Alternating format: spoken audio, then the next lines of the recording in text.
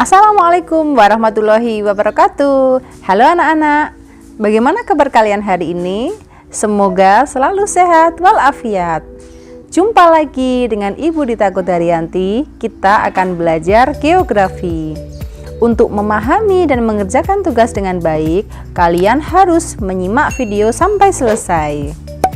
Anak-anak, pertemuan hari ini melanjutkan submateri pada pertemuan sebelumnya, yaitu struktur dan pola keuangan desa.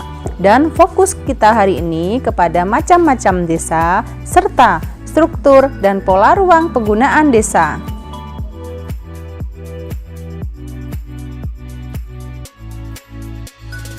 Pembahasan kita yang pertama adalah macam-macam desa.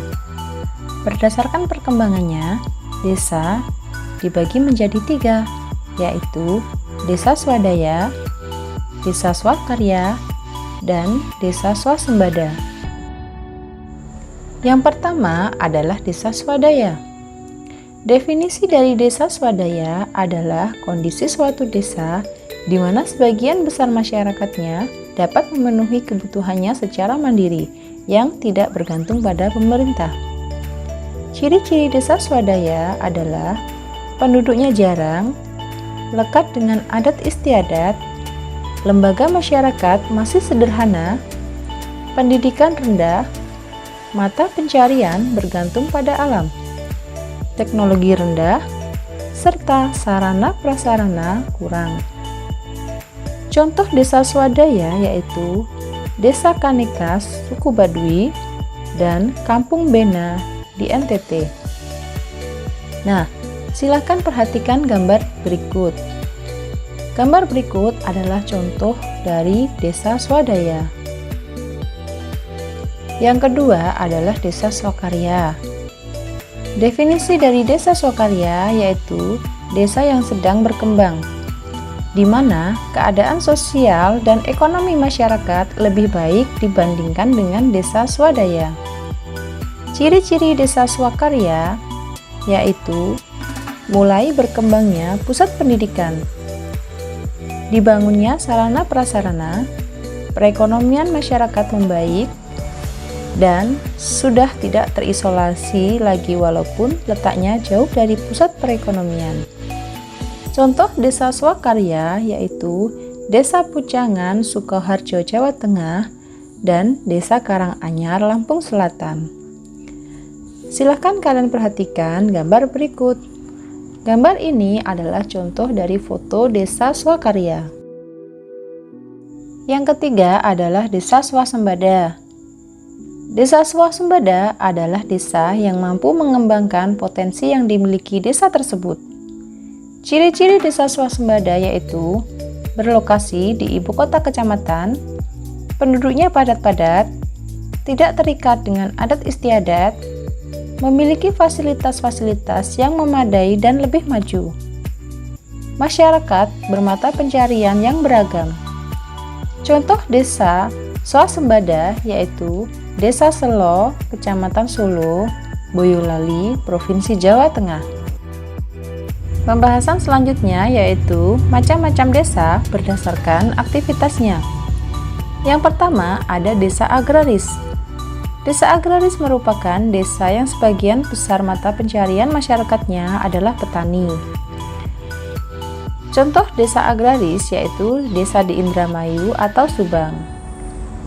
Nah, gambar berikut adalah contoh dari foto desa agraris, di mana sebagian besar lahan di sana dimanfaatkan untuk lahan pertanian.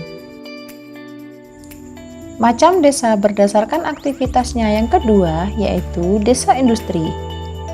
Desa industri adalah desa yang sebagian besar penduduknya bermata pencarian di bidang industri.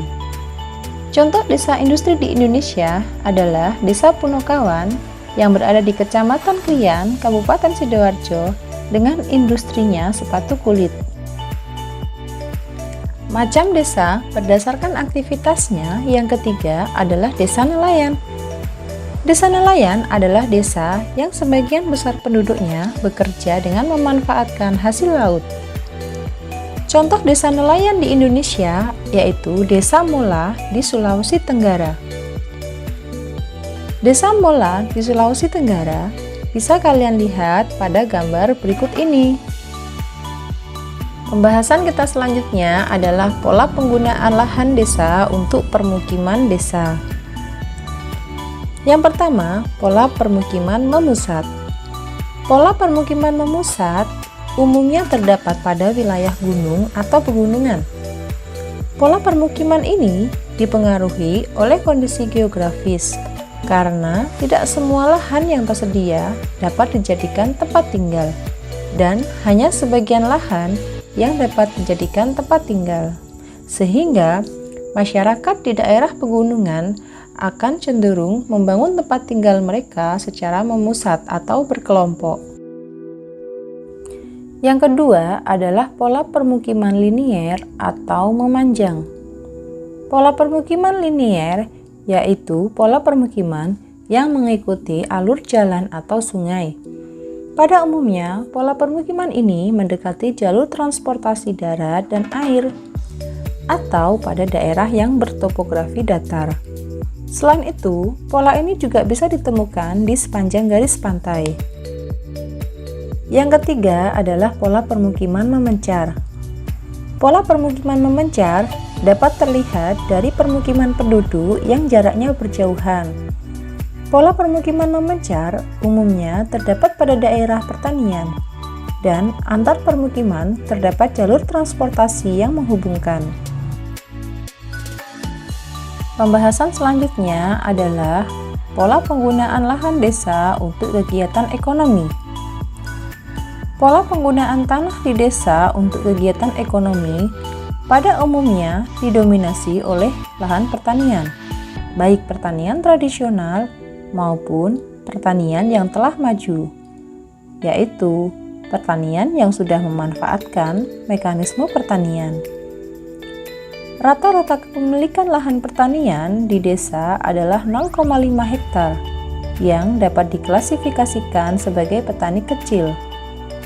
Lebih dari 0,5 hektar diklasifikasikan sebagai petani besar. Besar kecilnya kepemilikan lahan berpengaruh pada tingkat produktivitas hasil pertanian, kualitas perekonomian, dan sosial masyarakat.